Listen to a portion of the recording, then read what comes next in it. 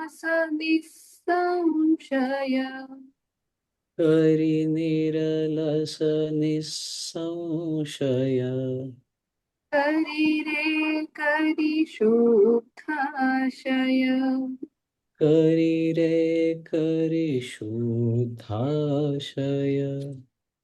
हे मन निर्विषय खरी हे मन निर्विषय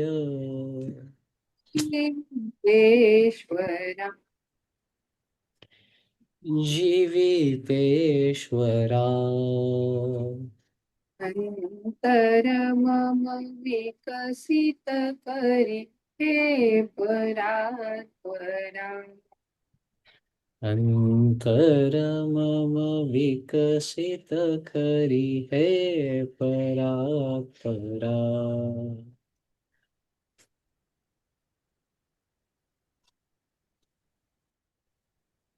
तुका सारिखे पूर्ण वैराग्य जाचे वशिष्ठा परिज्ञान योगेश्वराचे कवी वाल्मिका सारिखा मानसा नमस्कार माझा सद्गुरु रामदासा जय जय रघुवीर समर्थ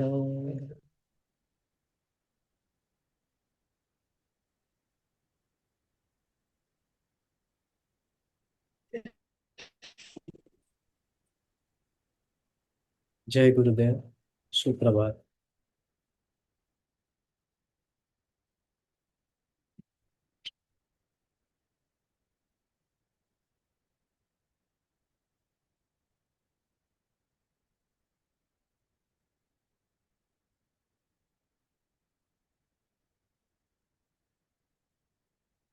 या स्वाध्याय शृंखलेच्या पहिल्या स्वाध्यायामध्ये आपण मनाविषयी काही जाणून घेतलं होतं, त्याची अंतर्मुखता आणि त्याची बहिर्मुखता. आणि मग थोडं या मनाला आपल्या पद्धतीने हाताळता यावं याकरता त्याची मशागत करायचं आपण ठरवलं.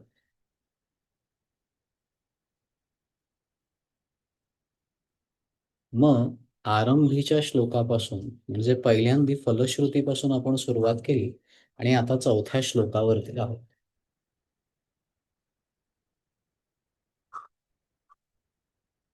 वेगवेगळ्या श्लोकाच्या अनुषंगाने आपण मनाचे वेगवेगळे पदर उलगडून घेतले आणि मागच्या भागामध्ये आपण मनातला जो अत्यंत सूक्ष्म असा जो स्तर आहे किंवा मनाचा जो अत्यंत सूक्ष्म असा गाभा आहे त्याला स्पर्श केला, ज्याला वासना असं म्हणतात. जी आतमध्ये वसलेली असते ती वासना.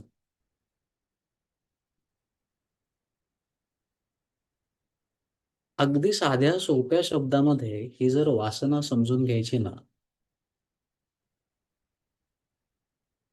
आपल्या दैनंदिन जीवनामध्ये असा प्रसंग बऱ्याच वेळेला आपल्या सगळ्यांना येतो की आपण एखादी गोष्ट घरामध्ये जपून ठेवलेली असते आणि आपण असा विचार करत असतो की कधी ना कधीतरी ही आपल्याला उपयोगाला येईल.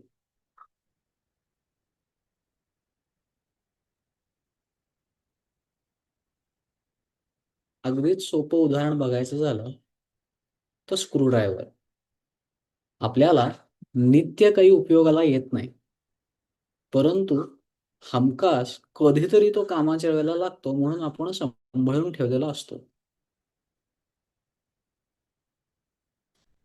मग अशा पुढे जाऊन कधीतरी उपयोगाला पडतील किंवा माझ्या आयुष्याची या गोष्टी शिदोरी बनतील, माझ्या आयुष्याला योग्य दिशा करण्याकरता या इंधन म्हणून काम करतील,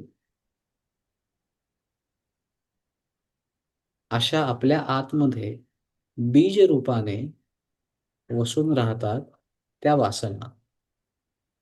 ज्या वासनांना आपण संस्कारांची जोड देतो आणि त्या इच्छा रूपाने आपल्या दृष्टीपथास पडतात.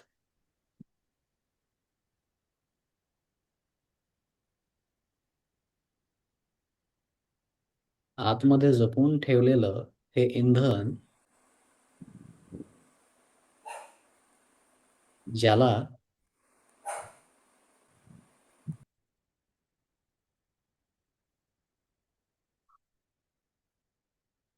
पोषक वातावरण मिळालं की ते अंकुरतात. मग पहिल्यांदी त्यांचं जे अंकुरण असतं ना, ते इच्छा रूपाने आपल्याला दृष्टीपथास येतं.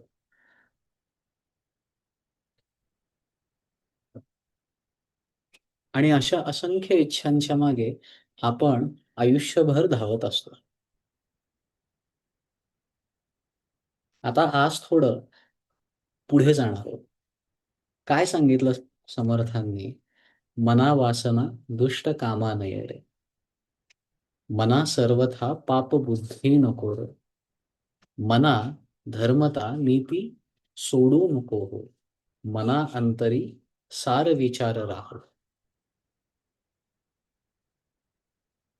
या 4 पंक्तींमध्ये या बीज रूपाने अस्तित्वात असलेल्या वासनांपासून मना अंतरी सार विचार राहो, जे समग्र विचार होऊ देत,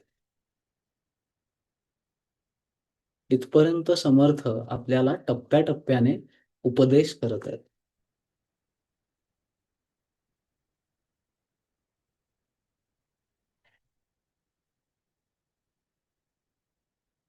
वासना हा शब्द आपण समजून घेतला, जे आतमध्ये वसलेले आहेत. आता पुढे जाऊन शब्द येतो, तो म्हणजे दुष्ट.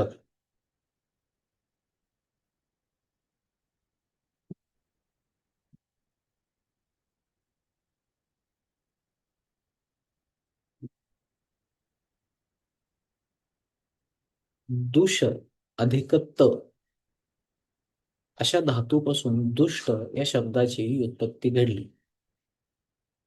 दुष्ट याचा प्रचलित भाषेमध्ये अर्थ म्हणजे दूषित करणे, बिघडवणे.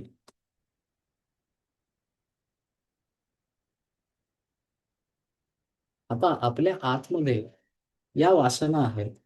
या मना वासना दुष्ट कामा नये रे. आता या दुष्ट वासना ज्या दूषित करतात, तर दूषित होणं म्हणजे नेमकं काय बरं? कशाला दोष म्हणतायत समर्थ?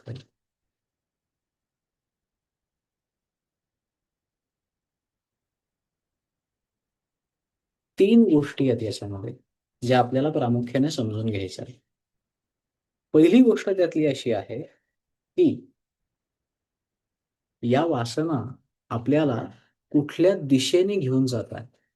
आपल्या प्रयत्नांची दिशा या वासना काय ठरवतात? या आपल्या प्रयत्नांची दिशा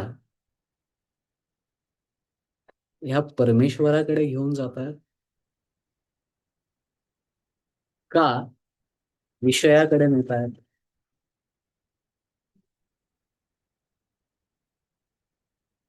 आता सध्याच्या बेस्ट आत्ताच्या भाषेमध्ये जर समजून घ्यायचं झालं, तर मग या वासना मला माझ्यातलं बेस्ट व्हर्जन द्यायला कारणीभूत ठरतायत? का मला माझ्याच सवयींच्या जंजाळामध्ये पुन्हा अडकवतायत?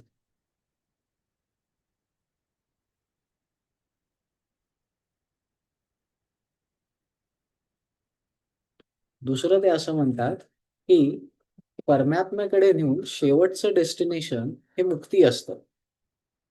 आणि इथे विषय विषय म्हणजे काय? कुठलाही विषय जो आपण 5 गोष्टींनी कन्झ्युम करतो. शब्द, रस, स्पर्श, गंध आणि रूप. या 5 गोष्टींनी जे आपण कन्झ्युम करतो, जे आपण उपभोगतो,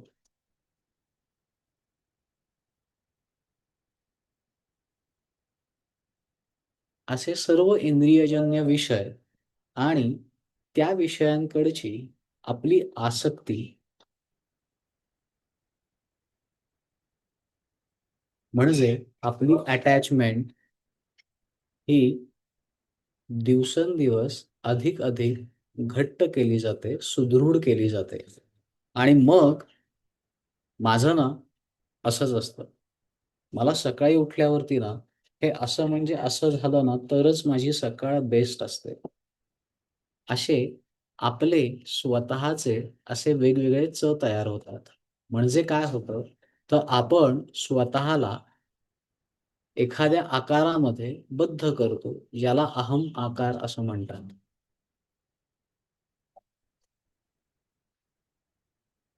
मग पुढे-पुढे मी महत्त्वाचा होतो आणि मग आजूबाजूचे गौण ठरायला लागतात.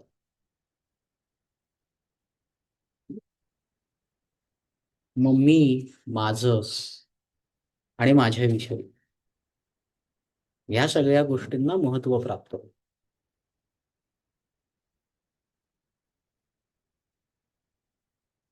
ज्या वासना मला या सगळ्याकरता प्रवृत्त करतात, त्या सगळ्या दुष्ट वासना असं समर्थ आपल्याला सांगण्याचा प्रयत्न करतात.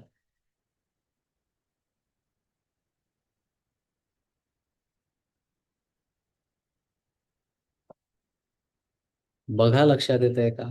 पटतंय का बघा?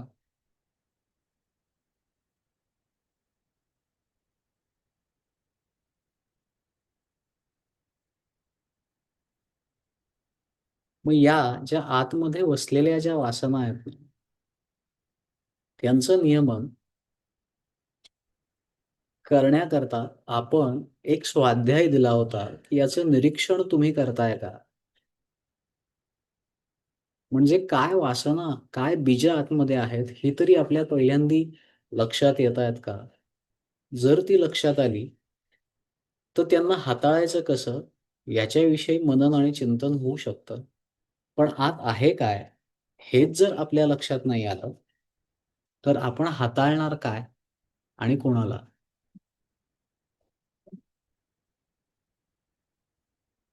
समजतंय? समजतंय. मध्ये-मध्ये मी प्रश्न विचारले तर थंब अप करून मला उत्तरं द्या. म्हणजे मला लक्षात येईल, की आपण सगळेजण बरोबर आहोत. मग आपली गाडी व्यवस्थित रुळावर चालली. हो.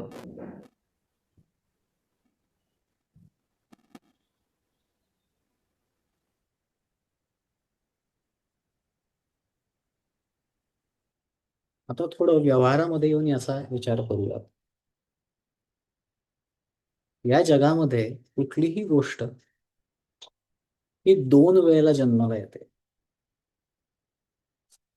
पहिल्यांदा ती जन्माला येते तुमच्या मनामध्ये. म्हणजे तुमच्या मनात त्याचं एक सुस्पष्ट चित्र तयार होतं आणि मग ते चित्र वास्तवामध्ये उतरवण्याकरता तुमच्या कर्माची गती ठरते. मग असं चाललेलं असताना बाहेरील वातावरणामध्ये जे काही घडतं, त्याचा पहिला परिणाम, पहिला आघात जो होतो, तो आपल्या मनावरती होतो. आणि मग त्याच्यातून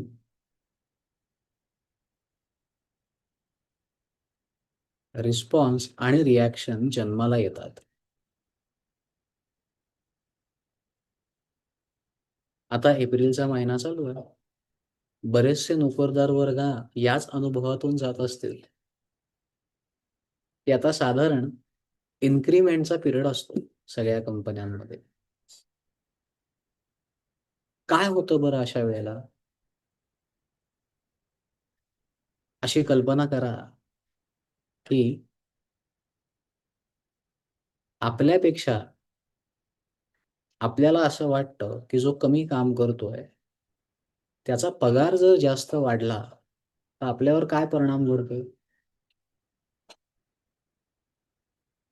कारण आपण त्या वाढणाऱ्या पगाराला किंवा तो जो पगार वाढेल किंवा जो आपल्याला बोनस मिळेल याला मनात धरून आपण एक सुनियोजित चित्र तयार केलं असतं की त्याचं नियोजन असं असं होईल की मला साधारण इतके इतके टक्के मिळतील किंवा असं असं घडेल आणि मग तसं घडलं की मी आणखीन असं असं करेन.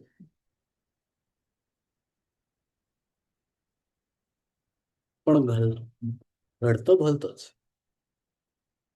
काही जणांच्या बाबतीत ते बरोबर घडतं, काही जणांच्या बाबतीत ते चुकीचं घडतं. मग ज्यावेळेस ते चुकीचं घडतं त्यावेळेस माझ्या आतून काय येतं?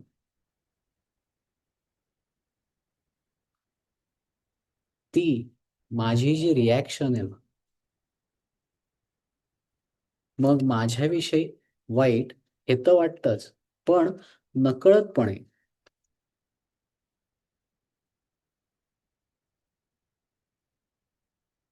मी दुसऱ्याविषयी किंवा दुसऱ्याची निंदा किंवा नालस्ती याच्यात अडकत नाही ना,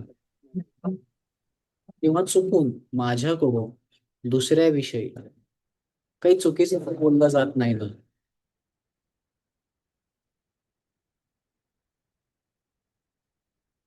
विचार करून पहा.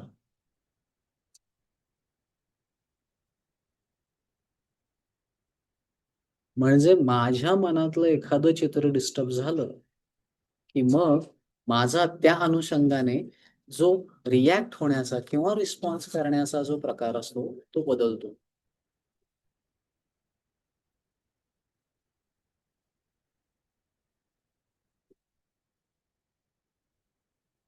म्हणजे मला अपेक्षित गोष्ट घडली नाही तर मी दूषित होतोय का?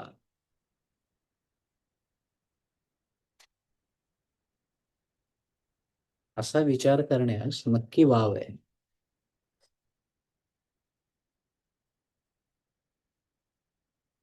मग मी असं दूषित होतोय का नाही होते हे तुमचं तुम्हीच स्वतः निरीक्षण करून ठरवू शकता, बघू शकता. ह्याच्यावरती तिसऱ्या कोणाचंही कंट्रोल असू शकत नाही.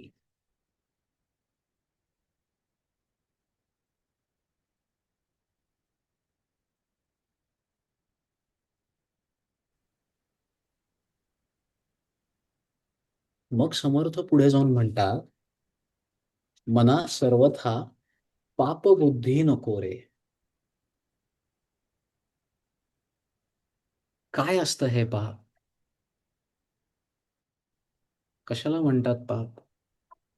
कधी विचार केलाय?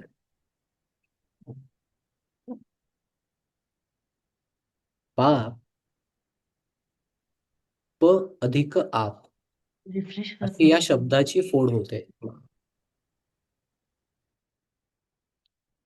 प अधिक आप अशी या शब्दाची फोड होते. प म्हणजे पतन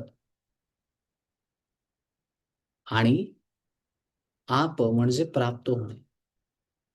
म्हणजे आपला आचार पतनाच्या दिशेने जाणं.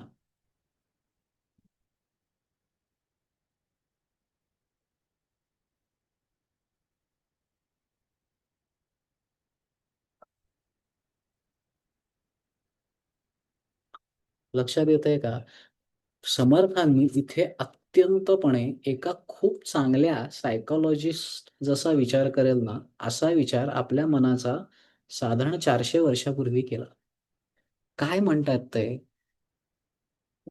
की पहिल्यांदी आहे ना, चुकीच्या गोष्टी मनामध्ये हळूच चोर पावलांनी मागून शिरतात. बरं, त्याच्याविषयी वावगं काही वाटत नाही. का नाही वाटत? कारण कृतीला मर्यादा असतात.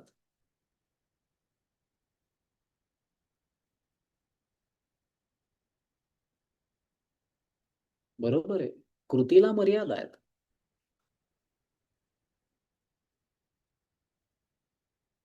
आपल्या आजूबाजूच्या व्यक्तीकडे जर आपल्याला भरपूर पैसे दिसले किंवा एखादी गोष्ट दिसली जी आपल्याकडे नाहीये, तर ती आपल्याला सहज हवीशी वाटते.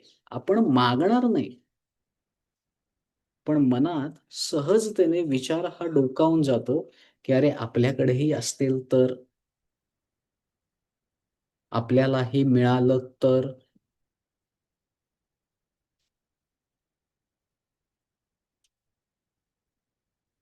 असा ज्यावेळेस मनामध्ये विचार येतो ना, तोच क्षण समर्थांनी आपल्याला पकडायला सांगितलाय. कारण या गोष्टी हळूच मनामध्ये प्रवेश करतात आणि मनात प्रवेश झाला, की त्या विषयाच्या विचारांची पुनरावृत्ती कळत-नकळतपणे मनात होत राहते. आणि तशी पुनरावृत्ती जर मनामध्ये झाली ना, तर यथावकाश आपला आपल्या इंद्रियांवरचा संयम सुटतो आणि मन त्या इंद्रियांना या दुष्ट वासनेमधून जी उत्पन्न होतंय, त्या दिशेने कार्य करण्याकरता प्रवृत्त करतं. म्हणजे पतनाच्या दिशेने घेऊन जातं. इथे बुद्धी हा शब्द अशा करता आलाय, कारण बुद्धी म्हणजे निश्चयात्मिका बुद्धी. एखादी गोष्ट जर आचरणामध्ये उतरवायची असेल ना, तर बुद्धीला आधी निर्णय घ्यावा लागतो.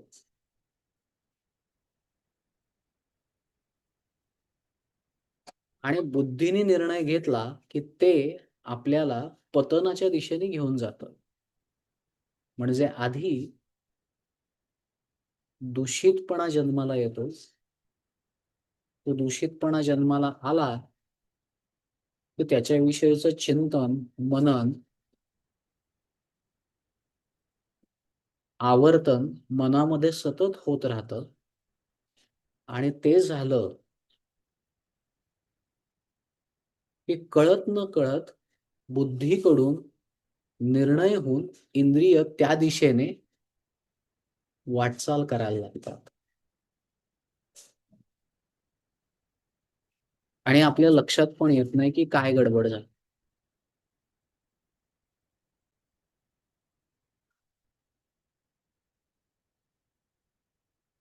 मानसशास्त्राचा एक असा सिद्धांत आहे, की तुम्ही ज्याचा विचार करता, तसे तुम्ही होता.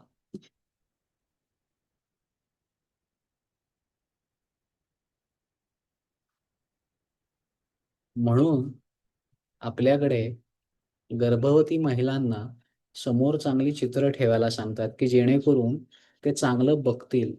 त्यांना चांगल्या गोष्टी ऐकायला सांगतात. आपल्या ऋषीमुनींनी काही हजार वर्षापूर्वी शोधून काढलं होतं, ऐकणं आणि पाहणं हे ह्या गॅजेटमधलं सगळ्यात 2 महत्त्वाचे घटक आहेत.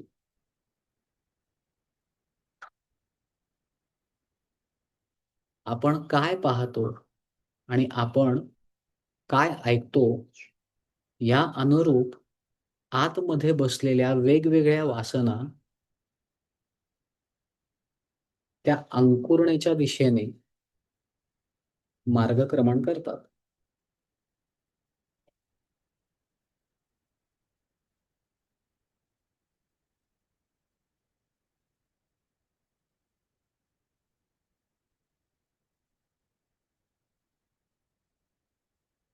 येतंय का लक्षात बघा? मग आता हे जे पाप आहे ना, हे पाप 3 स्तरांवरती घडतं माणसाकडे. पहिलं घडतं हे मानसिक स्तरावरती, मनाच्या पातळीवर. दुसरं घडतं हे वाचेच्या पातळीवरती आणि तिसरं घडतं कृतीच्या पातळीवर.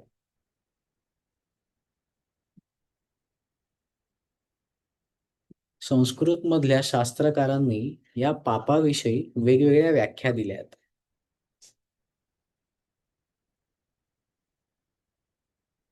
सगळ्यात विवादास्पद असा जो ग्रंथ आहे मनुस्मृती, त्याच्यामध्ये म्हणलंय परपीडा हे पाप आहे. दुसऱ्याला जर तुमच्यामुळे त्रास होत असेल तर ते पाप आहे. त्यानंतर विदुर नीती किंवा विदुर, महाभारतातले जे विदुर होते ना, यमाचा अवतार मानतात. विदुरांच्या मते यतो निवर्तते तत्पापम, जिथून पुन्हा परत फिरावं असं वाटतं की अरे चुकीच्या ठिकाणी आलो, हे नाही आपलं उद्दिष्ट, असं जिथे वाटतं, ज्या वेळेस वाटतं, ज्या ज्या क्षणी वाटतं, ते पाप. तिसरं, शंकराचार्यांच्या दृष्टिकोनातून जर पापाकडे बघायचं झालं तर अज्ञान एव पापम, म्हणजे स्वतःविषयीचं असलेलं अज्ञान हेच पाप. कारण एकदा का मला माझं ज्ञान झालं की बाकी सर्व गोष्टी आपोआप जुळून पडतात.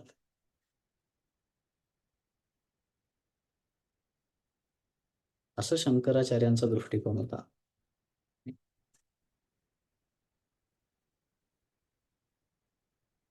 समर्थांनी दासबोधामध्ये 4 पद्धतीने पापाला डिफाईन केलं. पहिलं त्यांनी परनिंदा सांगितलं. पाप म्हणजे परनिंदा, पाप म्हणजे परद्रोह, पाप म्हणजे परस्त्री गमन आणि पाप म्हणजे परिधन हरण.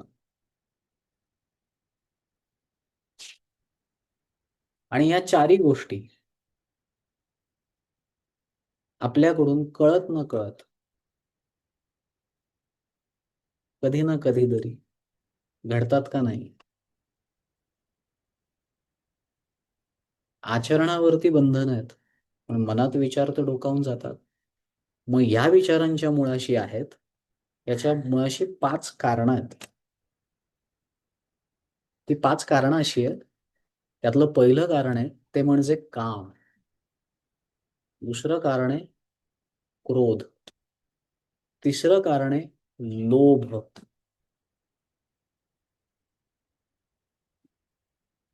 काय पुन्हा सांगू,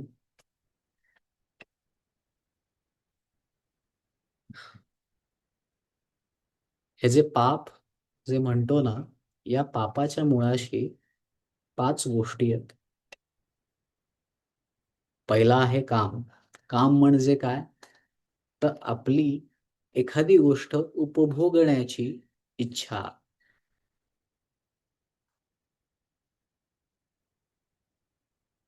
हा, पाप 4 पद्धतीची नाही आहेत, पाप 3 पद्धतीची आहेत.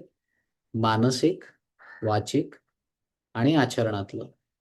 आणि त्याच्या मुळाशी काय आहे, आणि दासबोधामध्ये जे दिलं होतं त्याच्याविषयी जर तुम्ही म्हणत असाल तर त्याच्यामध्ये परनिंदा, परद्रोह, परस्त्री गमन आणि परधन, अशा 4 गोष्टी समर्थांनी सांगितल्या.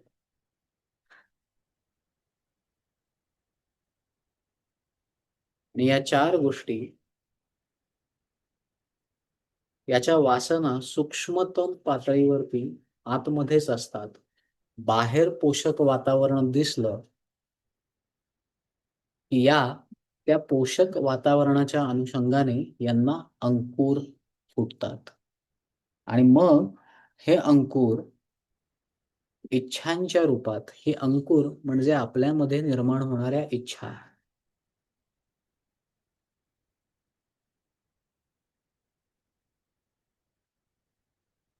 आता याच्या मुळाशी ना 5 गोष्टी आहेत जे आपण समजून घेत होतो. काम, जे भोगण्याची इच्छा. दुसरं क्रोध, आपल्याला राग येतो बघा, तो क्रोध. तिसरं आहे लोभ. आणखीन हवं. उन्हाळ्यामध्ये कितीही पाणी पिलं ना तरी तहान भागत नाही, असा प्रत्येकाचा अनुभव आहे. तसं आयुष्यामध्ये अशा इच्छा शोधून काढा, की ज्या कितीही पुन्हा घडल्या तरी माझं समाधान होत नाही, माझी तहान भागत नाही.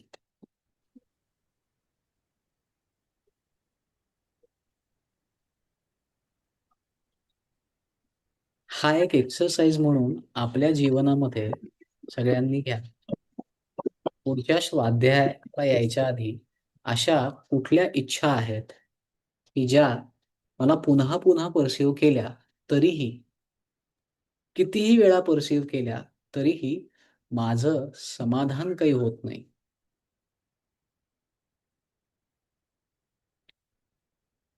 याच्याविषयी चिंतन करा. असं काय घडतंय? का घडतंय?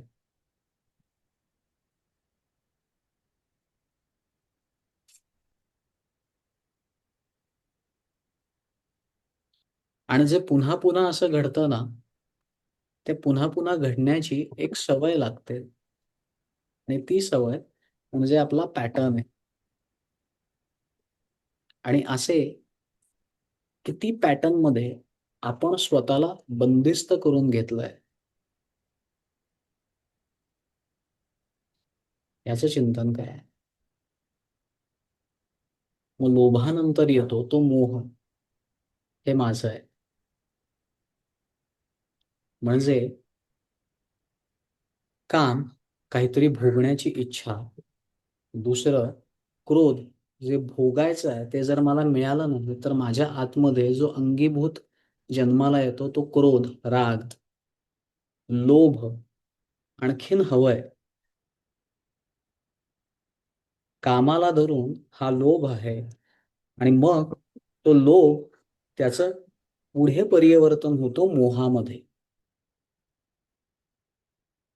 बघा, पहिल्यांदी एखादी गोष्ट पुन्हा अनुभवावीशी वाटते, असा चालू होतो त्या गोष्टीविषयीचा काम उत्पन्न होतो.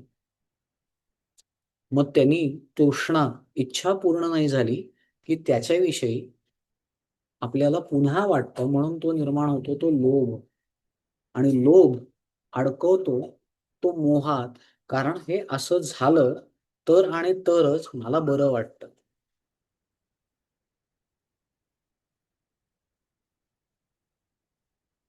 आणि मग ह्या सगळ्याविषयी समग्र असं मी स्वतःला ज्यावेळेस तयार करतो, तो झाला माझा अहम आकार.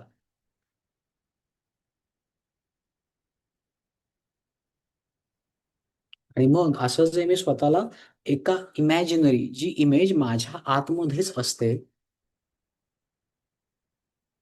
स्वतःची, स्वतःविषयीची. आणि मग ती इमेज लोकांनी कशी परसीव्ह करावी ह्याकरता जो माझा चालतो, तो आहे खटाटोप. आणि त्याकरता जे घडतो तो स्वसंवाद.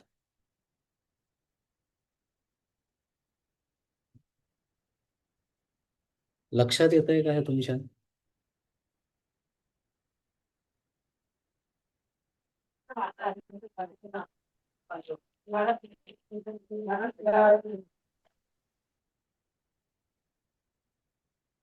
कुठे जरी नाही लक्षात आलं, जाणवलं, थोडं जड जातंय, मला थांबवा.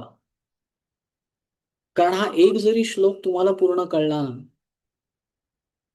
मी गॅरंटी देतो याच जन्मामध्ये याची देही याची डोळा तुम्ही तुमच्या जीवनाचा मुक्ती सोहळा अनुभवाल.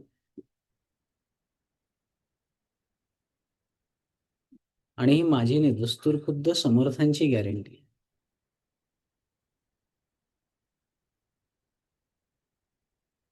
आणि समर्थ, तुकाराम, माऊली अशी माणसं का खोटं बोलतील आपल्याशी? काय मिळणार आहे? काय हवंय त्यांना आपल्याकडून? त्यामुळे त्यांनी जी वचनं सांगितली आहेत त्याच्यावरती दृढ निश्चयाने विश्वासाची कास धरून त्या विचारांना आपल्या चिंतनाच्या भट्टीमध्ये तापवून आपल्या जीवनाचा मार्ग व्यवस्थित करणं, हे कर्तव्य आपल्या प्रत्येकाचं आहे, आपल्या स्वतःचं आहे.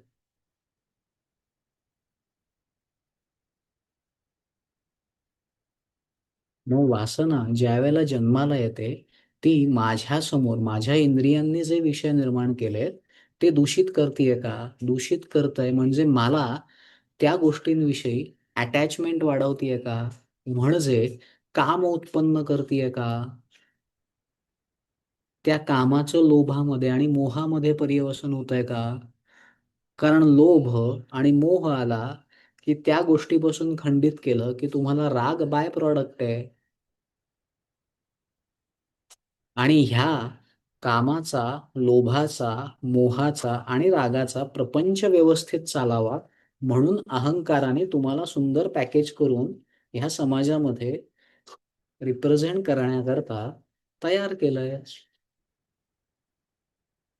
लक्षात येतंय का? किती सुंदर रचना आहे.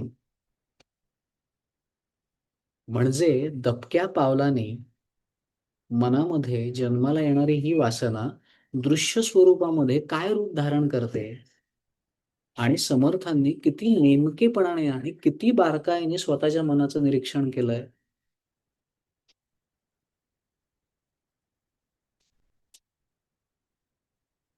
तसं निरीक्षण आपण स्वतःही करायला शिकलो पाहिजे. आपल्या स्वतःच्या मनाचं, दुसऱ्याचं नाही हं. बरं आपल्या स्वाध्यायामध्ये जे काही आपण डिस्कस करतो ते स्वतःसाठी आहे. प्रत्येकाने स्वतः करता लावायचं आहे. तुम्ही गृहस्थाश्रमी असाल, नवरा बायको मिळून ऐकत असाल तरी नवऱ्याने बायकोला सांगायचं नाही आणि बायकोनी नवऱ्याला सांगायचं नाहीये. कारण लग्न मंडपामध्ये अग्नीच्या साक्षीने तुम्ही 3 गोष्टींकरता एकमेकांना वचन दिलेलं आहे. धर्म, अर्थ आणि काम. मोक्ष हे ज्याचं त्याचं सेपरेट डिपार्टमेंट आहे. त्यामुळे तुम्ही चिंतन करून स्वतःचं उन्नयन करून घेता आणि स्वतःच्या उन्मनी अवस्थेमध्ये जाता का नाही जाता ही जबाबदारी तुमची तुमच्यावरती येऊन पडते. ती तुमच्या पार्टनरची जबाबदारी नाही.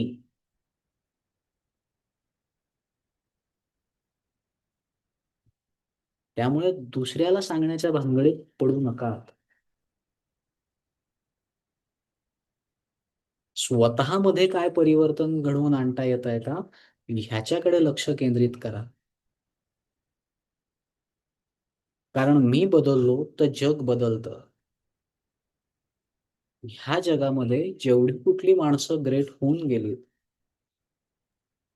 त्या सगळ्यांनी कधीच या जगाला दोष नाही दिला. त्यांनी स्वतःला घडवण्यावरती विश्वास ठेवला आणि स्वतःला परिवर्तन करत गेले परिस्थितीनुरूप. म्हणून ते आदर्श झाले. लक्षात येतंय का पहा? असं हे पाप. पाप कळली ही संकल्पना काय आहे? यस कळले. परफेक्ट. आता इथून परत कधी आयुष्यात रिव्हर्स गिअर पडता कामा नये. कळले. एक एक एक एक पाऊल आपल्याला पुढे गेलं पाहिजे. हे गॅजेट जे आहे ना हे गॅजेट जोपर्यंत नीट कळत नाही ना तोपर्यंत हे नीट वापरता येत नाही. त्यामुळे आपल्या वासना, आपल्या सुप्त इच्छा काय आहेत त्या खरंच दूषित करणाऱ्या आहेत, काय आहेत त्या पापाकडे घेऊन जाणाऱ्या आहेत का नाही हे आपल्याला कळलं पाहिजे.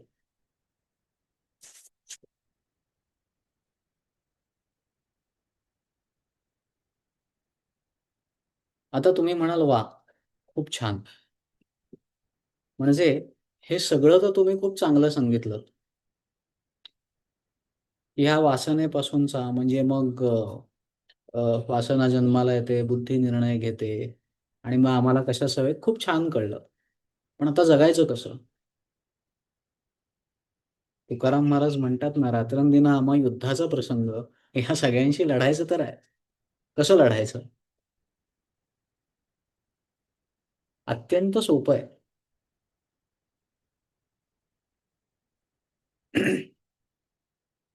याला शास्त्रकारांनी 2 संज्ञा वापरल्या. एकाला म्हटलं शम आणि एकाला म्हटलं दम. तर आता हे शम जे आहे ना याचा वापर आपल्या मनाला आवरण्याकरता केला जातो. त्याचं शमन, मनातल्या गोष्टींचं शमन करण्याकरता. आणि दम हे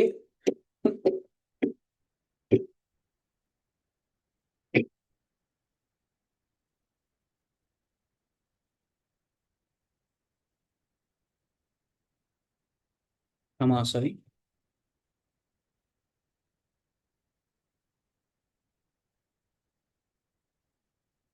दमन म्हणजे शरीराचे जे चुकीचे कृती चालतात त्यांचं दमन करायचं.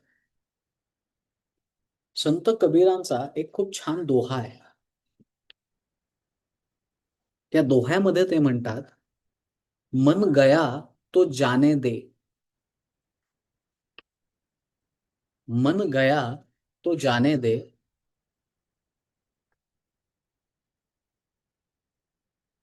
मत जाने दे शरीर. मन गया तो जाने दे, मत जाने दे शरीर. नहीं खींची कमान तो कैसे छूटेगा तीर. लक्षात येतंय का बघा.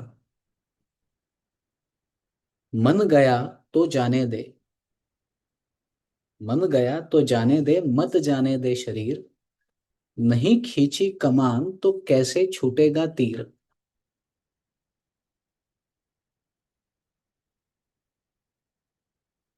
मग मनामध्ये इच्छा उत्पन्न होतात. बुद्धीने निर्णय जरी घेतला ना तरी वास्तवात उतरवण्याकरता देहाला कृती करावी लागते. आणि देहाला म्हटलं की मी इथून हलणार नाहीये. मनात इच्छा आली की आज आहे ना आंब्याची एक वाटी रस थोडा एक्स्ट्रा खाऊयात. आंबे मस्त आलेले आहेत, पण एकीकडे शुगर पण आहे, दुसरीकडे पोट पण भरलेलं आहे. आता नाही खाल्लं तर चालणार आहे. पण पापाचं सूत्र काय बघितलं आपण. पहिल्यांदी काम, आणखी हवं ही तृष्ण, मग त्याच्यातून अटॅचमेंट, अटॅचमेंट म्हणून पहिल्यांदी अट्रॅक्शन, मग अटॅचमेंट, आणि मग ते नाही मिळालं की राग. मग ती एक वाटी अशी इच्छा असते पण घरातलं कोणतरी म्हणते अरे बास, मग राग त्याच्याविषयी. आणि मग लॉजिकल जस्टिफिकेशन वर्षातून एकदाच येतो ना, आणि मी आज एक रविवार आहे, थोडं थोडं मला काहीतरी संधी मिळेल म्हणजे काय, असं किती माझ्यावर अन्याय होतो या. किती लॉजिकल एक्सप्लेनेशन देतो आपण आपल्या कृतीचं. बुद्धीचं पांडित्य अहंकार पणाला लावतो एखादी इच्छा पूर्ण करण्याकरता, पण ते पाप आहे. कारण ते तुम्हाला चुकीच्या दिशेने घेऊन जात आहे. ते ऊर्ध्वगामी नाही तर अधोगामी या शरीराची क्षमता क्षीण करणार आहे. आंबा हे फक्त उदाहरण आहे. जसं आपण कंपनीमध्ये या दिवसांमध्ये अप्रेझल होतात, मला जर दुसऱ्यापेक्षा कमी मिळालं तर कळत न कळतपणे दुसऱ्याविषयी निगेटिव्ह चिंतन आणि त्याच्याविषयी शब्दप्रयोग माझ्याकडून घडतात का नाही हे ज्याचं त्याने तपासा. आणि मग आपलं चिंतन आणि विचार चालू होतो, मी किती कष्ट घेतो कळतच नाही लोकांना, लक्षातच येत नाही, आणि इथे बाकीचे कोणीच काही करत नाहीत तरी त्यांचं कौतुक होतं. ह्या ट्रॅपमध्ये आपल्याला अडकायचं नाहीये, कारण हा पतनाचा मार्ग आहे.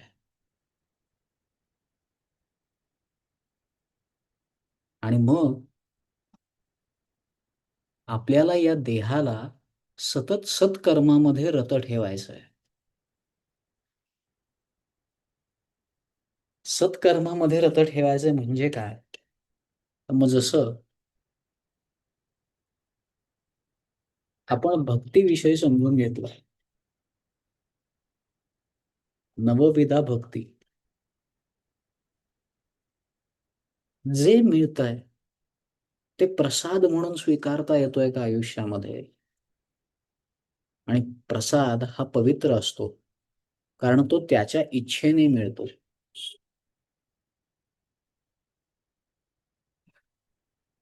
एकदा का त्या पांडुरंगावरती, एकदा का त्या रामावरती आपण श्रद्धा ठेवली, की मग विश्वास हवा ना, की हे जे आहे त्याचा प्रसाद आहे. आणि प्रसाद म्हणून स्वीकार केला ना, की गोष्टींविषयी दुःख होत नाही.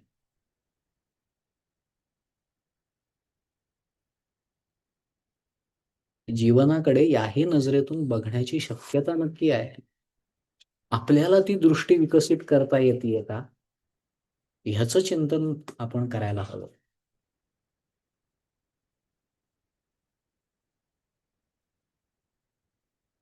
मग पुढे गेल्यावरती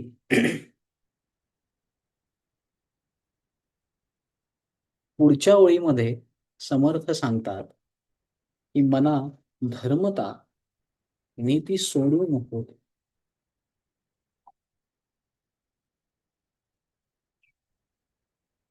दोन अत्यंत, आता इथे थोडासा पाठभेद आहे. काही पुस्तकांमध्ये मला धर्मता नीती सोडू नको रे अशी लाईन आली, आणि काही ठिकाणी सर्वथा अशी पण लाईन आली. तर आता मी जे अभ्यासाकरता पुस्तक रेफर करतोय त्याच्यामध्ये धर्मता आहे, म्हणून आपण सर्वथाचा पण अर्थ बघू आणि धर्मता या शब्दाचा पण अर्थ बघू. सर्वथा कारण पापबुद्धी करता पण सर्वथा हा शब्द आलेला आहे आणि इथे पण आलाय. तर आपण सर्वथा पण बघू, धर्मही बघू आणि नीती पण बघू. ह्या तीन काय भानगडी आहेत बाबा आयुष्यात. धर्म नीती एक आहे, वेगळं आहे, काय काय गडबड करून ठेवली आपल्या पूर्वजांनी. एवढ्या सगळ्या संज्ञा आणि संकल्पना निर्माण कशा करता करायच्या, असा विचार येतो का हो तुम्हाला कधी? पण ह्या सगळ्या संकल्पना आपल्या जीवाच्या निकोप धारणेकरता आणि आपला समाज सुदृढ, सक्षम आणि विचारांनी स्वतंत्र राहण्याकरता या सगळ्या संकल्पना ह्या पूरक आहेत. ह्या संकल्पनांमुळेच भारतीय उपखंडामध्ये जे भारतीय होते, भा म्हणजे बुद्धी, भा म्हणजे ज्ञान आणि तेज, आणि रत म्हणजे याच्यामध्ये रममाण, असे ते भारतीय जे ज्ञानात, जे तेजामध्ये, ज्ञान साधनेमध्ये, भक्तीमध्ये, अशात जे रत होते, रममाण होते, असे ते भारतीय. तर या भारतीय उपखंडामध्ये याला सोने की चिडिया म्हणायचे. ते कशामुळे होतं, तर अशा या समृद्ध असलेल्या ज्ञान परंपरेमुळे. त्यामुळे इथे जीवन जगणं म्हणजे एक मूलभूत समृद्धता होती. आपले ऋषीमुनी हे बाह्य समृद्धतेमध्ये कधीच नाही अडकले.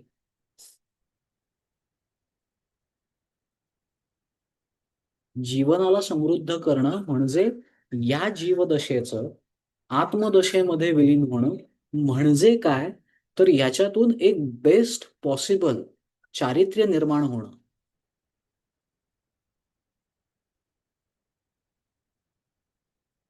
चारित्र्य संपन्न लोकांचा प्रदेश.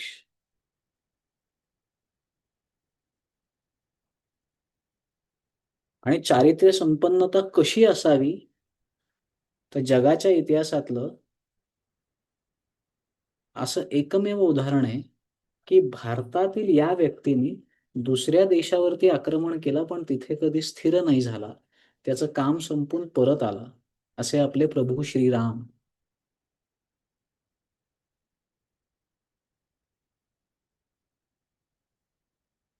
ज्या प्रदेशावरती आपण आपली मालकी सांगतो, हक्क सांगतो, जिंकून घेतो,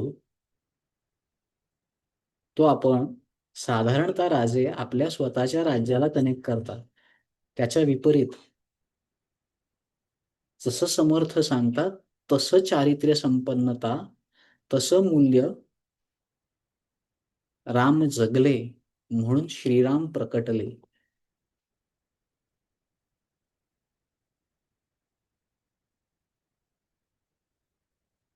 मग ही चारित्र्य संपन्नता आपल्याही जीवनाचा पाया जर बनवायची असेल, तर पाप ही संकल्पना नीट समजून घेऊन, दुष्ट ही संकल्पना नीट समजून घेऊन, दुष्ट जे बघण्याचा दृष्टिकोन दूषित करतं, पाप जे आहे त्या परिस्थितीतून आपल्याला खालती नेतं. म्हणजे काय होतं, तर आपली एनर्जी कमी होते. एखादी गोष्ट एक्झिक्यूट करण्याची क्षमता कमी होते. आपण आपल्या बेस्ट व्हर्जन पासून जर खाली उतरत चाललो असू ना, तर नक्कीच कुठेतरी एखाद्या दुष्ट वासनेने प्रवेश केलेला आहे. कुठेतरी ती पापबुद्धी माझ्या आचरणाचा भाग आहे, हे सुनिश्चित आहे.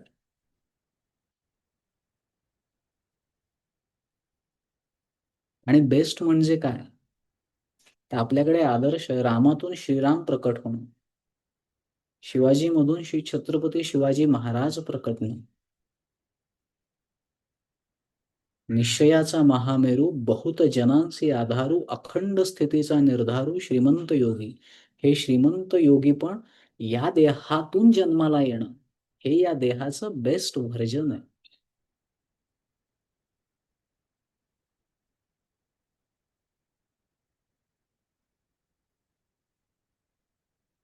मग आता जर अशा या दुष्ट वासना आणि हे जर पाप येतंय, तर ह्याला टॅकल कसं करायचं?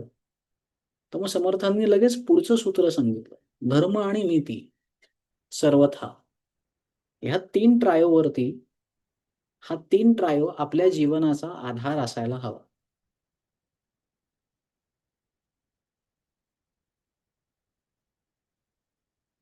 ध्रुव धारयति इति धर्मः.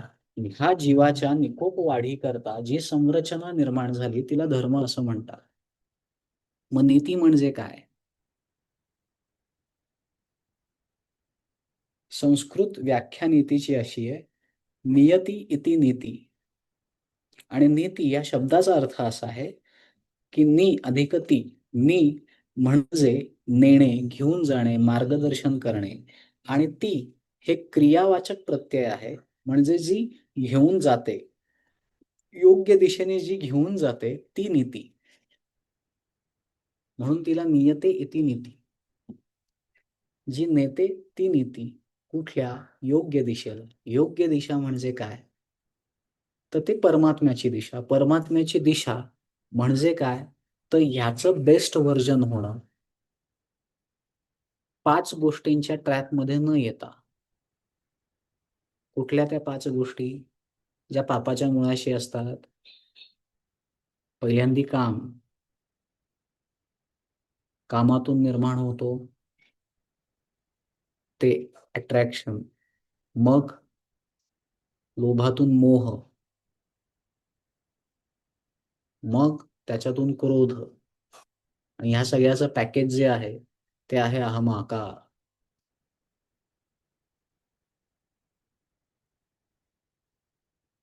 मग याला धर्म आणि नीती म्हणजे कबीराचं वचन जर जगायचं असेल तर उपयोगी पडते की धर्म आणि नीतीची कास. धर्माची उत्पत्ती ही माझ्या निकोप वाढीकरता झाली, ना की दुसऱ्याला हिणवण्याकरता, ना मी दुसऱ्यापेक्षा वेगळा हे सांगण्याकरता.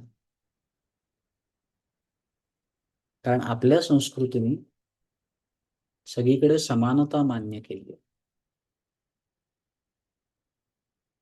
आणि या चराचरामध्ये तोच व्यापून उरलाय. त्यामुळे आपल्याकडे कुठल्याही गोष्टीचा अभिनिवेश नसतो, अभिमान असतो.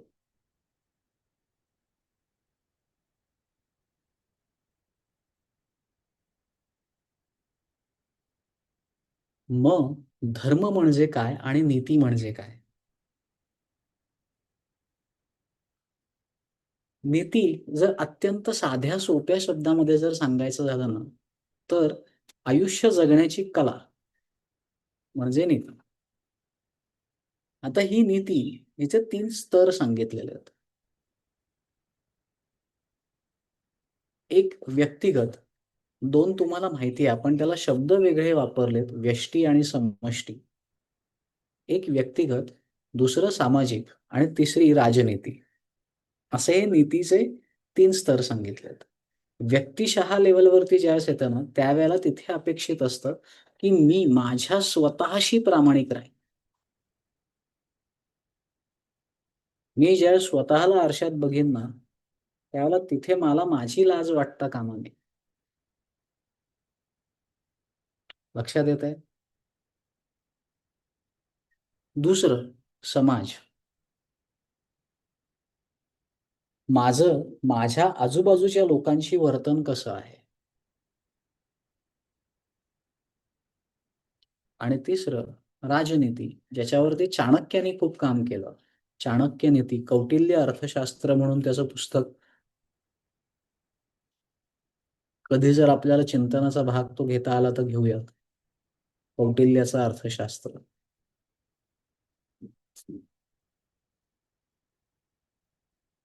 तर अशी ही नीती 3 स्तरांवरती असते.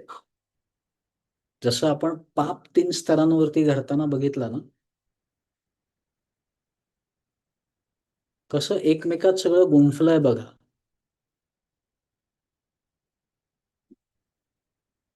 आता धर्म आणि नीती यातला फरक नीट समजून घेऊयात. नीती हे आपलं वर्तन ठरवते. ठीक आहे? त्याचा संबंध आपल्या दैनंदिन जीवनामध्ये वर्तनाशी असतो, की मी माझ्या स्वतःशी कसं वागेन, माझ्या आजूबाजूच्या लोकांशी कसं वागेन. आणि ज्या राष्ट्रामध्ये मी राहतो, त्या राष्ट्राप्रती माझं काय कर्तव्य आहे आणि त्या अनुषंगाने मी काय गोष्टींचं वहन करायला हवं, काय कर्म करायला हवीत.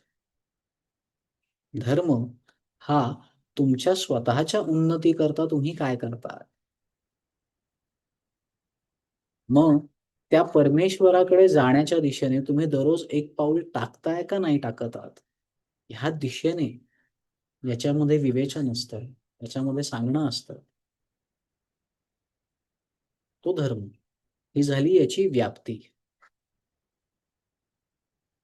2 गोष्टी जर कंपेअर करायच्या झाल्या तर काय समान धाग्यावरती करतोय हे नीट कळलं पाहिजे. तर व्याप्ती कुठे आहे? नीतीची व्याप्ती माणसाच्या वर्तनाशी आहे. धर्माची व्याप्ती ही परमात्म्याशी, परब्रह्म तत्वाशी किंवा या अनंत राघवाच्या मार्गावरती चालण्याकरता जे आवश्यक आहे ना, जी सूत्ररचना आहे त्याला धर्म असं म्हटलंय. पुढे स्थान काय आहे? नीतीचं स्थान हे कशाच्या तरी सापेक्षतेशी आहे. माझं वर्तन हे कशाच्या तरी सापेक्ष आहे. आणि धर्म हे माझ्या अंतर्विश्वातल्या उन्नयनाकरता करावयाचा मार्गक्रम आहे.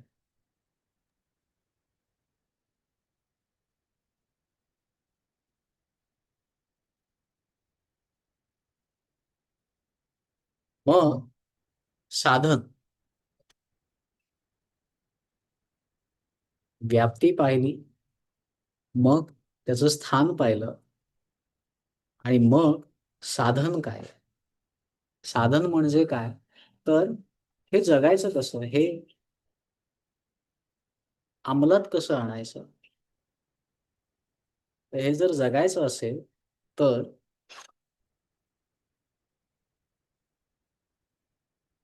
नीतीचा पाया आहे विवेक आणि धर्माचा पाया आहे श्रद्धा.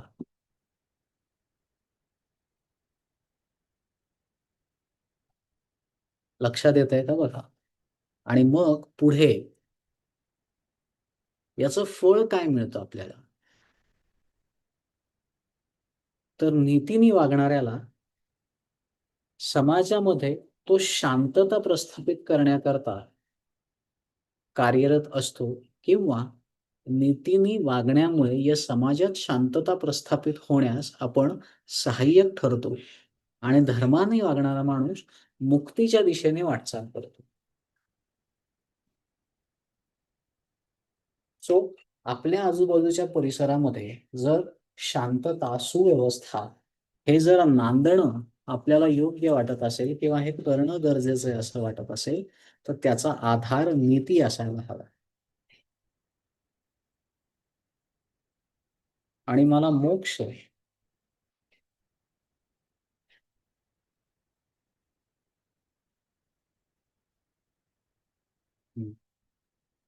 तो माझ्या आजूबाजूला जर शांतता आणि सुव्यवस्था असणं आवश्यक असेल तर त्याच्याकरता माझ्या जीवनाला नीतीचा पाया असायला हवा. आणि दुसरं, मला याची देही याची डोळा जर मोक्ष मुक्ती अनुभवायची असेल तर माझ्या निरीक्षणाला, माझ्या आचरणाला आणि माझ्या चिंतनाला धर्माची जोड असायला हवी, जी या जीवाच्या निकोप वाढीकरता मूलभूततः निर्माण झालाय.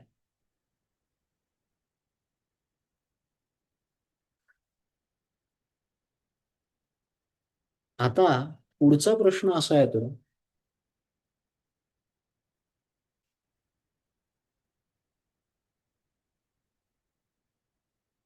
की हा धर्म आणि ही नीती एका वाक्यात जर तुम्ही मला विचारायला तर माझ्या चिंतनातून जे हाती आलं ते धर्म हे तुमचं परमात्म्याशी जे नातं आहे ह्याच्याविषयी जे उद्बोधन करते तो म्हणजे धर्म आहे. आणि नीती म्हणजे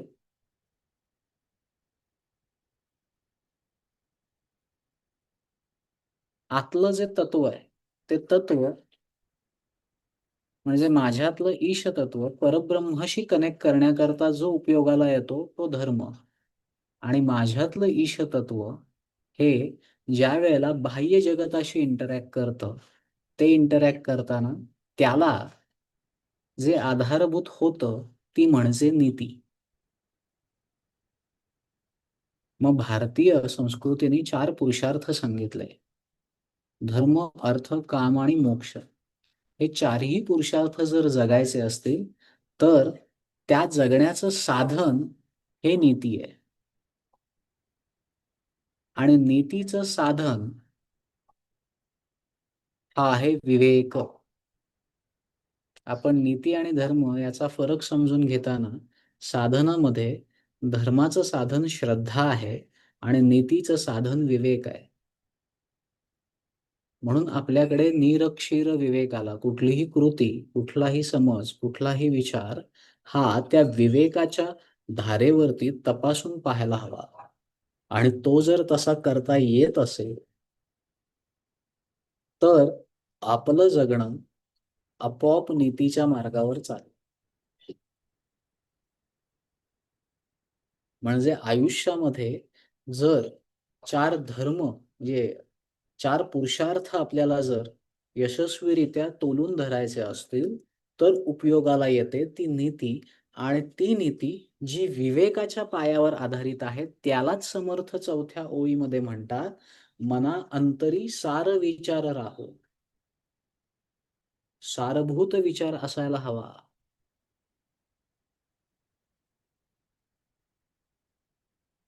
आपली प्रकृती, आपली प्रवृत्ती आणि आपली परिस्थिती ह्या अनुषंगाने आपल्याला आपल्या जीवनाचा लगाम खेचता यायला हवा.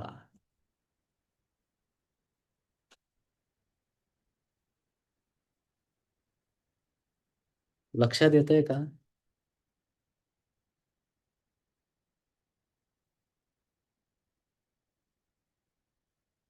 सार काय, महत्वाचं काय, गौण काय?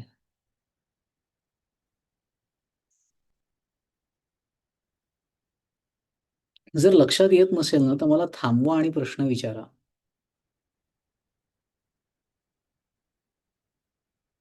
कारण आपण सावकाश जातोय त्यामागचा हेतू आणि उद्दिष्ट हेच आहे.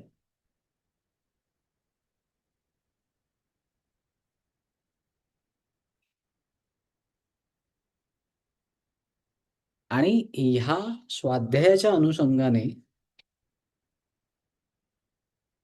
जे काही आपण एक्सरसाइज घेतो की जे घरी करायचे आहेत ते प्लीज प्रत्येकाने करा. अन्यथा ह्या सगळ्या खटाटोपाचा काहीच अर्थ नाहीये.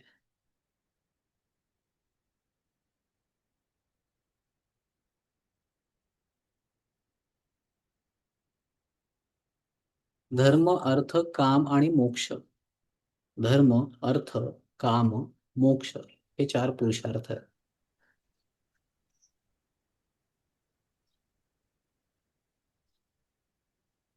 या 4ही पुरुषार्थांचं साधन जे आहे, म्हणजे ज्यांच्या आधारावरती हे फलतात फुलतात, ते आहे नीती.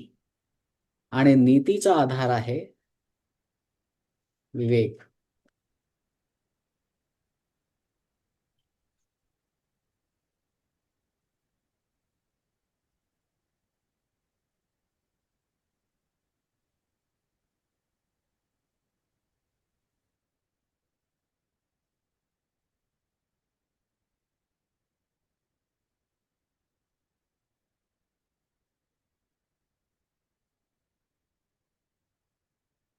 काही प्रश्न असतील तर मला विचारा.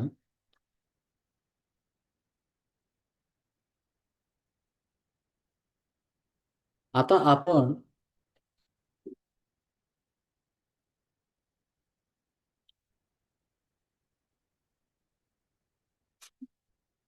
या पुरुषार्थांचा पाया नीती आहे आणि नीतीचा पाया विवेक आहे.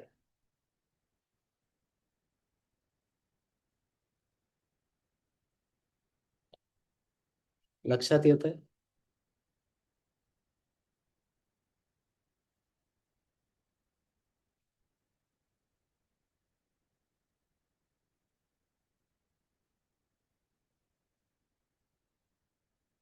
येस.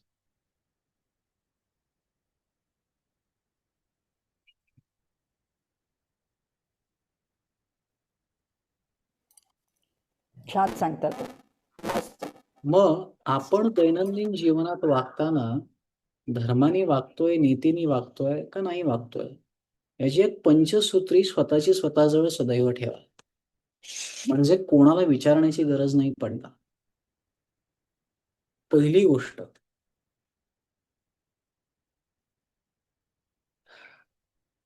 नीतीत आहात का नाही हे जर चेक करायचं असेल तर पहिली गोष्ट, मी सत्यात आहे का नाहीये. सत्य या शब्दाचा अर्थ जे आपण पहिल्यांदा म्हणलं ना, पाप मानसिक, वाचिक आणि मग कृतीमध्ये उतरतं, तसं मी या तिन्ही माझ्या मनात, वाचेत आणि कृतीमध्ये एकच विचार आहे का नाही, त्याचा संबंध सत्याशी आहे. या तिन्ही याच्यात जर आपण 3 विभिन्न असू तर आपण स्वतःशी खोटं बोलतोय. म्हणजे मुखात एक आहे, मनात विचार वेगळा आहे.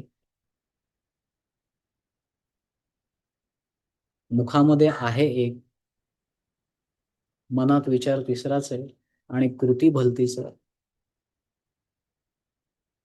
हे झालं असत्य. असं आहे का नाही हे स्वतः पहिलं चेक करा. दुसरं, मी जे काही करतोय त्याच्यामुळे दुसऱ्या कोणाचं नुकसान तर होत नाहीये ना. कारण नसताना कोणत्याही प्राण्याला, कोणत्याही व्यक्तीला मी माझ्या शब्दांनी, विचारांनी आणि कृतीने त्रास तर नाही देते ना, याचं चिंतन असावं. तिसरी महत्वाची गोष्ट, अस्तेय. म्हणजे काय, मी दुसऱ्याचं काही घेण्याचा तर प्रयत्न करत नाहीये ना. वस्तू, श्रेय आणि वेळ या 3 गोष्टी दुसऱ्याच्या कधीच घेऊ नकात. दुसऱ्याची कुठलीही वस्तू घेऊ नकात, दुसऱ्याला मिळालं श्रेय लाटण्याचा प्रयत्न करू नका आणि दुसऱ्याचा वेळ वाया घालवू नका. या तिन्हीपैकी काही करत असाल तर तुम्ही अस्तेय करताय, हे लक्षात ठेवा. चौथं आहे न्याय. मी प्रत्येकाला योग्य तो न्याय देतोय का नाही, जस्टिस देतोय का नाही.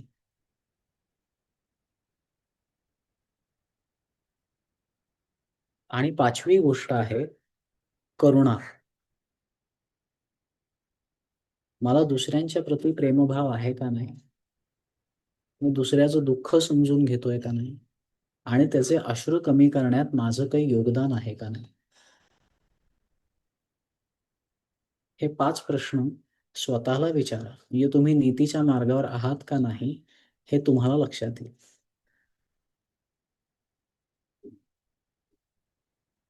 एकांनी प्रश्न विचारला होता की एक उदाहरण देऊन सांगा.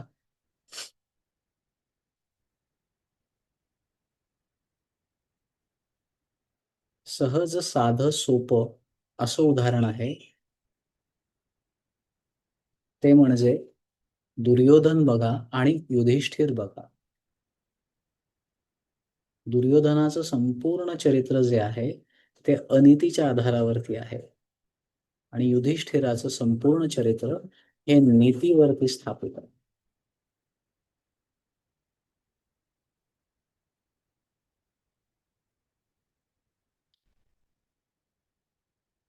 सर्वथा या शब्दाचा अर्थ कुठल्याही काळी तुम्ही घरात असा, बाहेर असा, तुम्ही स्वप्नात असा किंवा संकटात असा, कुठेही असा, कुठलाही प्रसंग असू दे, परंतु नीती सोडून कधी वागू नका. कारण नीती सुटली म्हणजे विवेक सुटतो. विवेक सुटला की पुरुषार्थ नीट होत नाही. पुरुषार्थ नीट जर घडले नाहीत तर जीवनाचं समाधान मिळणार नाही आणि जीवनाचं जगण्याचं समाधान मिळालं नाही तर एक अतृप्ती आणि एक अशांतता सतत मनात डोकावत राहील.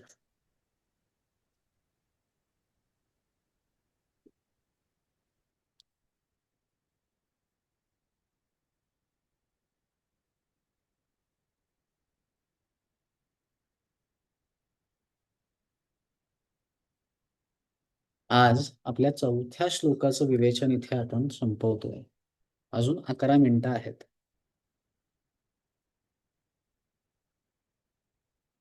हा, मी ग्रुपवर पाठवून देतो, काळजी नसावी.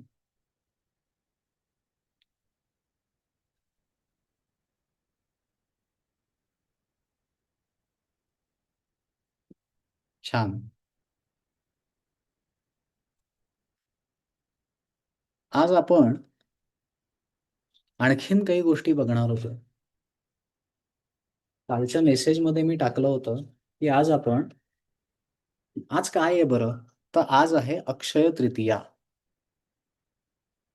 तर या अक्षय तृतीयेच्या दृष्टीने आपण थोडं काहीसं समजून घेणार आहोत.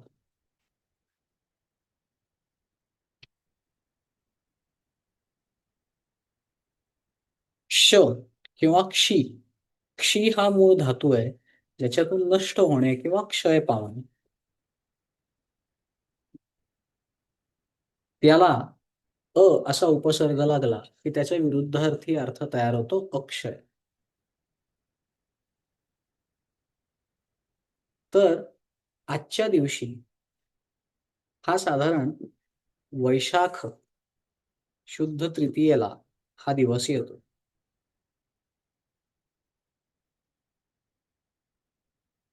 साधारण एप्रिल किंवा मे महिन्यामध्ये अक्षय तृतीया येते.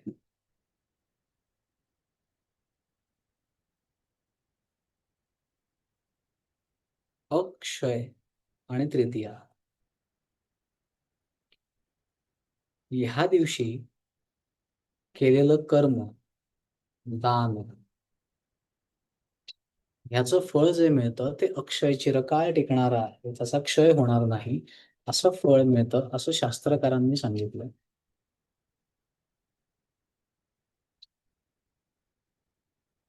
काय म्हणायचंय शास्त्रकारांना इथे? क्षय होत नाही अशी कोणती गोष्ट आहे ह्या जगामध्ये? असा जर विचार केला तर या गोष्टीचा अर्थ उलगडण्यास आपल्याला मदत होईल. ह्या दिवसाचं पौराणिक महत्व आपल्या संस्कृतीने जे सांगितलंय ते तर आहेच. अत्यंत पवित्र घटना या दिवशी घडलेल्या आहेत. जसं की विष्णूंचे 6वे अवतार भगवान परशुराम यांचा हा जन्मदिवस आहे. अच्छा, आजच्याच दिवशी व्यासमुनींनी गणपतींना विनंती केली होती आणि महाभारत लेखनाचा प्रारंभही आजच झाला.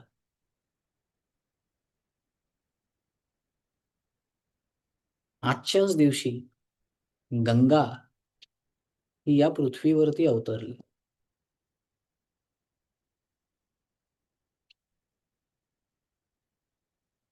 आता ह्या सगळ्या गोष्टींच्या मागचा जो न कळणारा अर्थ आहे ना, किंवा याला डिकोड करण्याचा प्रयत्न करू. बरं, आजच्याच दिवशी आणखीन एक सांगायचं राहिलं.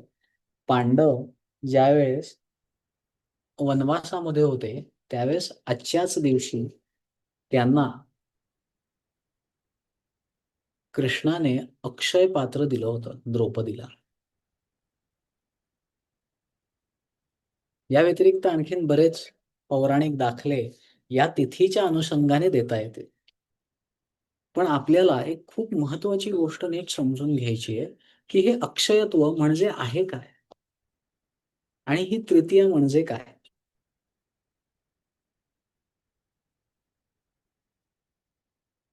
अक्षतृतीया हा मुहूर्त किंवा हा शब्द हे कशाचं द्योतक आहे, हे कशाविषयी आपल्याला सांगताय.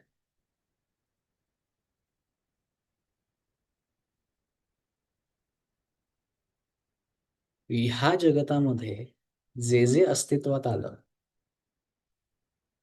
ते आज नाही तर उद्या संपणार आहे. त्याचा क्षय हा सुनिश्चित आहे. पण हे ज्याच्या आधारावर चालू आहे ते तत्व ना त्याला आदी आहे ना त्याला अंत आहे. त्या अक्षयत्वापर्यंत पोचायचं असेल तर जीवनामध्ये तृतीया म्हणजे 3 डायमेन्शन. मग हे 3 डायमेन्शन काळाचे असतील. हे 3 डायमेन्शन हे तुमच्या अवस्थांचे असतील. स्वप्न, जागृती, सुषुप्ती. किंवा हे 3 डायमेन्शन 3 गुणांशी असतील. सत्व, रज आणि तम. तर ह्या तिन्हीलाही किंवा ह्या तिन्ही गोष्टी ज्याच्या आधारावर चालतात ती चौथी अवस्था तुरिया. ज्या अवस्थेतून आपण त्या आत्मतत्वाशी, त्या परब्रह्म तत्वाशी, त्या आत्मतत्वाचं परब्रह्म तत्वाशी जे एकत्व होतं त्या अवस्थेमध्ये, ज्याला आत्मविलय असंही म्हणतात, ती अवस्था ज्या क्षणी आपल्या जीवनामध्ये प्रकटते त्यावेळेला अक्षयत्वाची प्रचिती येते.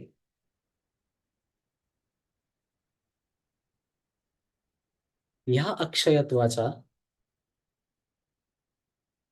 बाह्य गोष्टींशी संबंध नाहीये. तर माझी नाळ जसा मी आईच्या पोटामध्ये असताना आईशी माझी नाळ जोडलेली होती तशी माझी नाळ त्या परमतत्वाशी जोडली जाणं, त्याचं आणि माझ्यातला जो भेद आहे तो नष्ट होणं आणि या दोन्हीच्या ठिकाणी एकत्व प्रस्थापित होणं. आणि हे ज्या क्षणी घडतं त्या क्षणी अक्षयत्वाची प्रचिती येते.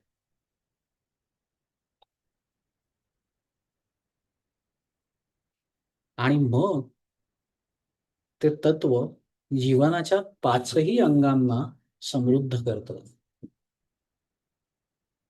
हे 5 अंग आपण स्वाध्यायाच्या पहिल्या दिवशी सुद्धा ऐकले होते.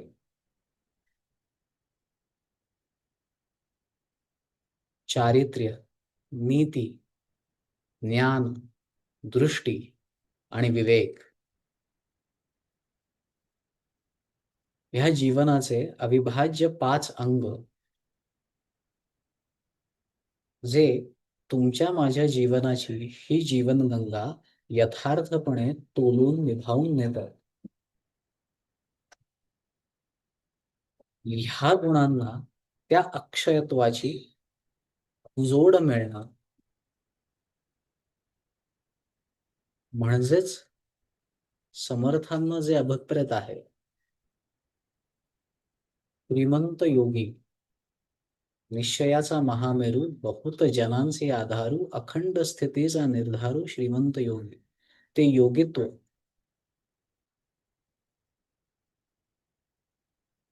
ते या जीवदशेतून उत्पन्नही होतं, अभिव्यक्तही होतं आणि या जीवनाच्या 5 स्तंभांना ते प्रकाशित करतं.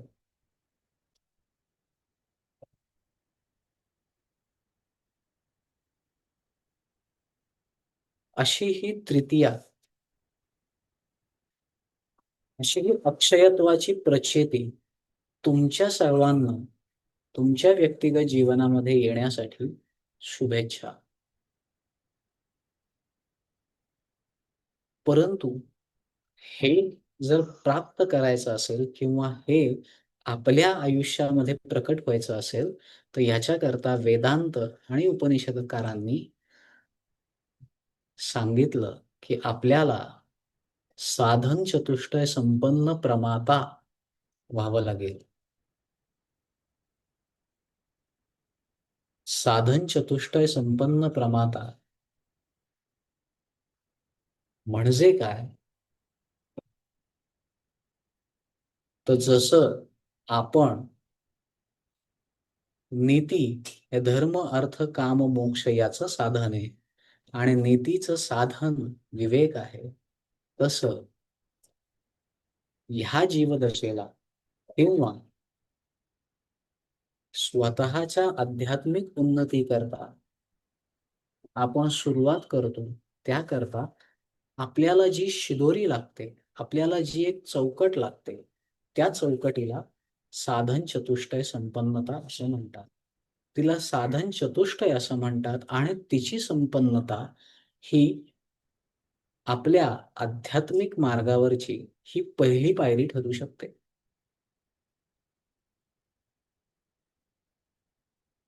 मग साधन चतुष्टय संपन्नता म्हणजे नेमकं काय?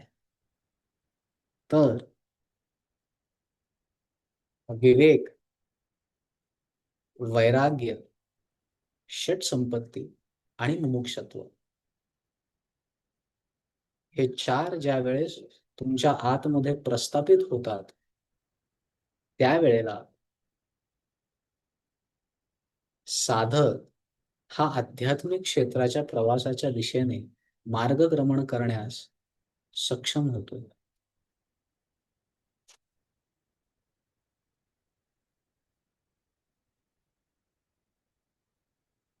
लक्षात येतंय का?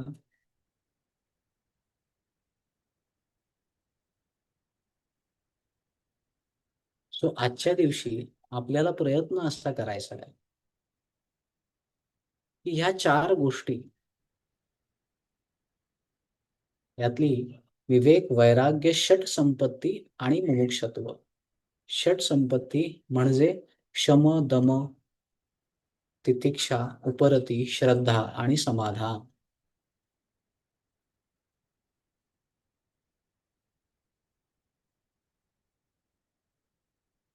आपल्याला आध्यात्मिक जीवनामध्ये जर उन्नती करायची असेल तर या 9 गोष्टींची शिदोरी या जीवदशेमध्ये आवश्यक आहे, किंबहुना अनिवार्य आहे.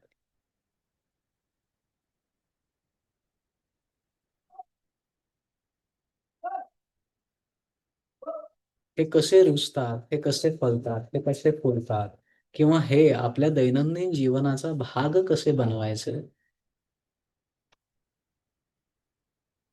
ह्या दृष्टीने आपल्याला काहीतरी करणं गरजेचं आहे.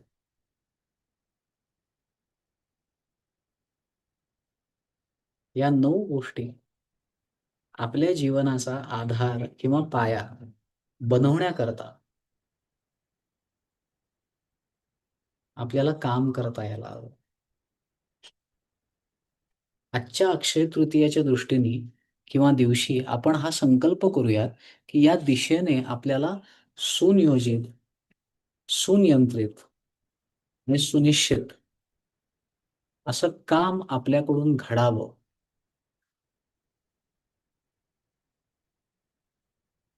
याचा आज आपण संकल्प करूयात.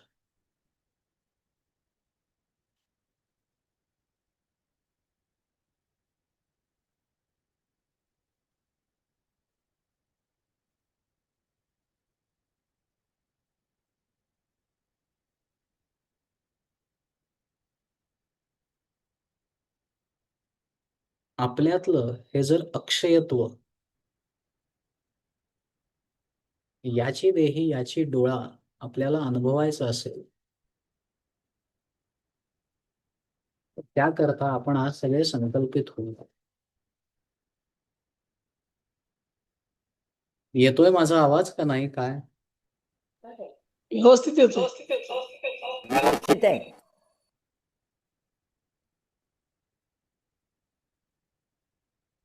आमच्याकडे बॅकग्राऊंडला ना बिल्डिंग बनवत आहेत, तर त्यामुळे आता त्यांचं काम चालू होतं 7:30 झाले की, त्यामुळे माफी.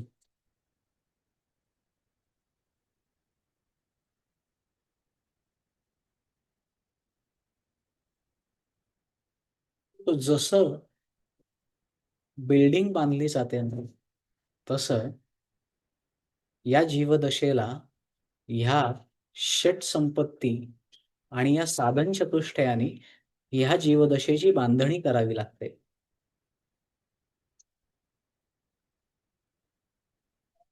मी असं म्हटलं, अक्षय तृतीयेच्या दृष्टीने ही साधन चतुष्टय संपन्नता या जीवदशेला प्राप्त व्हावी, ह्याकरता सुनिश्चित, सुनियोजित असं मार्गक्रमण करण्याचा संकल्प आज आपण करूयात.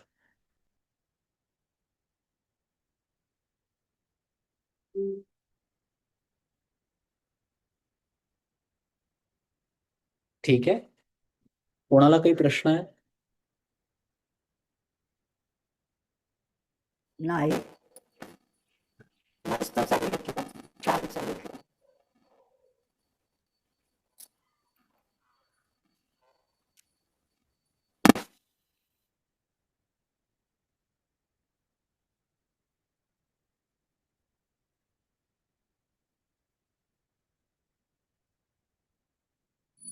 मस्त, आज छान अक्षय झालं. तृतीयेच्या निमित्ताने काही ना काहीतरी दान करा, अन्नदान करा.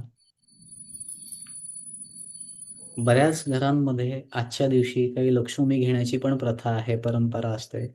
ज्या तुमच्या प्रथा, परंपरा ज्या आहेत, त्याचं वहन करा. कारण संस्कृतीचा आधार परंपरा आहे. या परंपरा टिकल्या तर संस्कृती टिकते. त्यामुळे आजच्या दिवशी तुमच्या सगळ्यांना तुमच्या जीवनात आलेल्या परंपरा टिकवण्याकरता, रुजवण्याकरता, फुलवण्याकरता शुभेच्छा.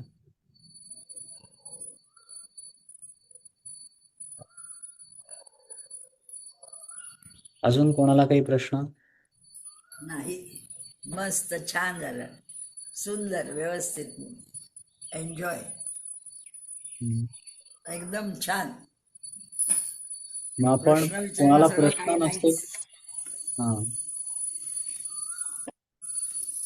हे सगळे आशा तुमचे आशीर्वाद आहेत. नाही नाही तुम्ही जे बाबा, काय माझे कुठून आले? समर्थांचे आणि आपल्या गुरुजींचे. मी कोणी नाहीये बाबा. तुम्ही जे प्रेमाने खायला घातलंय ना, त्याचं हे सगळं फलित आहे, बाकी काही मी नाहीये. कुठे मी घालणारी कोणी नाहीच आहे. श्रीकांतजी, ऋषी प्रभाकरजी आणि तुमच्या आई वडील आणि कोण कोण असतील, जय गुरुदेव. मी कोणी नाही बाबा, एकदम मस्त. आणि इतकं सावकाश आणि हळूहळू उतरवत गेलाय. जय प्रार्थना गुरुदेव. म्हणू आणि आपण हो. थांबूया तिथं.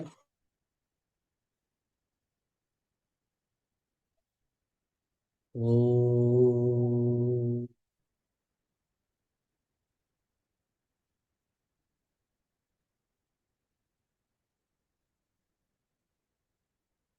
हो,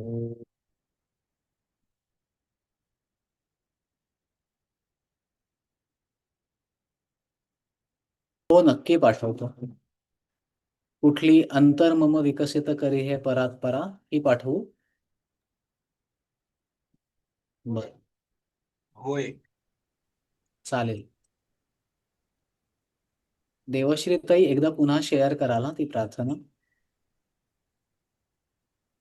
सो हे जे साधन चतुष्टय संपलं, तर जर सगळ्यांची इच्छा असेल तर आपण याच्याकरता